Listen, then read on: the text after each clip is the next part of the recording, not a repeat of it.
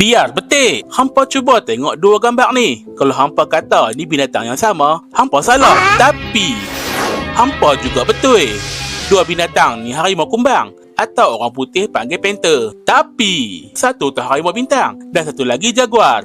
Harimau kumbang tu kalau hampa nak tahu bukan seperti harimau asing. Depa ni sebenarnya harimau bintang atau jaguar yang ada mutasi genetik yang dipanggil melanism. Kiranya depa ni ada melanin lebih dalam badan depa. Melanin ni lah yang buat kulit atau bulu binatang dan manusia jadi cerah atau gelap tau. Kalau di Afrika dan Asia, semua harimau kumbang tu harimau bintang atau nama saintifik depa Panthera pardus. Di belah-belah Amerika pula, semua si hitam ni ialah jaguar atau Panthera ongka. Walau nampak macam hitam, kalau cahaya terang atau disuluh pada sudut tertentu, kita sebenarnya boleh nampak corak tumpuk dia tau. Yang lagi menarik tu, ibu harimau bintang boleh lahirkan anak harimau kumbang. Siap boleh campur-campur lagi.